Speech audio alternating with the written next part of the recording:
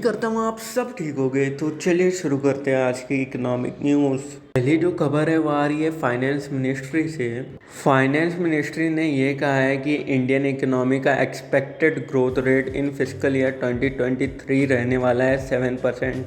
और इंडिया का retail inflation भी है वो भी गिरेगा, क्योंकि हमारा जो होलसेल प्राइस इंडेक्स इन्फ्लेशन है वो भी फरवरी के महीने में काफ़ी गिरा है और गिरकर हो गया 3.85%, जो कि लोएस्ट है इन 25 मंथ्स। बट फिर भी इन्फ्लेशन जो है वो अल नीनो के इफेक्ट से और हीट वेव्स के इफेक्ट से बढ़ सकता है। रिपोर्ट ये कहती है हमारे हाई सर्विसेज एक्सपोर्ट्स की वजह से, ऑयल प्राइसेस में कमी आने की वजह से और हमारे इंपोर्ट इंटेंसिव कंजम्पशन डिमांड में कमी आने की वजह से हमारा current account deficit fiscal year 2023 और फिस्कल ईयर 2024 में कम होगा।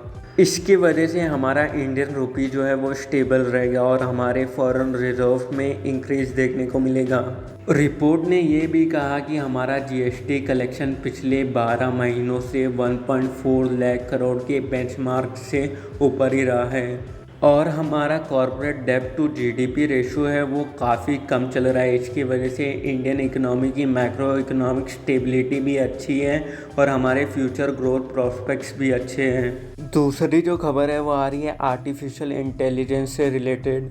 तो टीम लिस्ट डिजिटल द्वारा एक रिपोर्ट पब्लिश की गई है। रिपोर्ट में ये कहा गया है कि global market for AI in 2022 था $136 बिलियन, जो कि एक्सपेक्टेडली ग्रो करेगा by 37% compound annual growth rate from 2023 to 2030। और इंडिया में भी एआई का मार्केट ग्रो कर सकता है by 17% compound annual growth rate, जिसकी वजह से बाय 2025 इंडियन इकोनॉमी में एआई का कंट्रीब्यूशन रह सकता है $450 to $500 बिलियन, यानी एआई कंट्रीब्यूट करेगा अराउंड 10% हमारे $5 ट्रिलियन इकोनॉमी के टारगेट में। और बाय 2035 एआई का कंट्रीब्यूशन इन इंडियन इकोनॉमी रहने वाला है $967 बिलियन, जो कि शो करता है कि फ्यूचर में एआई इंडियन इकोनॉमी का बहुत ही इसीलिए इंडियन गवर्नमेंट को इंश्योर करना चाहिए कि इंडिया जो है अ हब फॉर एआई बने। तीसरी जो खबर है वो है मनरेगा से रिलेटेड।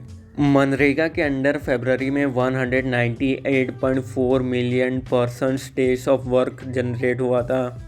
ये जो है 4.1% कम था जनवरी के मुकाबले में, बट ये पिछले साल के फरवरी के महीने से 25.5% कम था।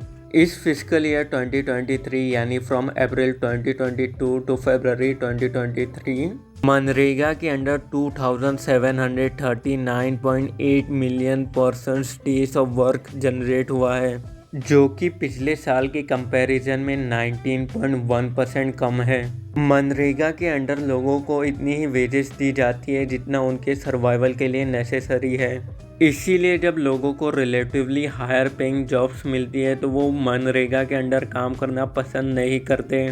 मनरेगा के अंडर जॉब्स जनरेशन का कम होना ये इंडिकेट करता है कि बाकी इंडस्ट्रीज में जॉब जनरेशन इंक्रीज हुई है।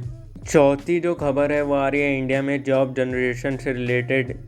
पीएलएफएस का डेटा शो करता है percentage of workers working in the construction sector grow करे हैं to 12.4% in fiscal year 2022 from 11.6% in fiscal year 2020। और percentage of workers working in the manufacturing sector grow करे हैं to 11.6% in fiscal year 2022 from 11.2% in fiscal year 2020। But ये report में एक problem है। Problem ये है कि नंबर ऑफ पीपल जिनके पास काम था इन फिस्कल ईयर 2022 वो एक्चुअली कम है फिस्कल ईयर 2020 के मुकाबले में, यानी सिर्फ परसेंटेज इंक्रीज़ हुआ है, नंबर इंक्रीज़ नहीं हुआ है। आज के लिए बस इतना ही। उम्मीद करता हूँ आपको आज की वीडियो पसंद आई होगी, इसलिए इस वीडियो को लाइक करें, चैनल को सब्सक्राइब करें और वीडियो के नीचे कमेंट करना बिल्कुल भी नहीं भूलिएगा, जिसकी वजह से मैं अपनी चैनल की क्वालिटी इम्प्रूव कर पाऊँ।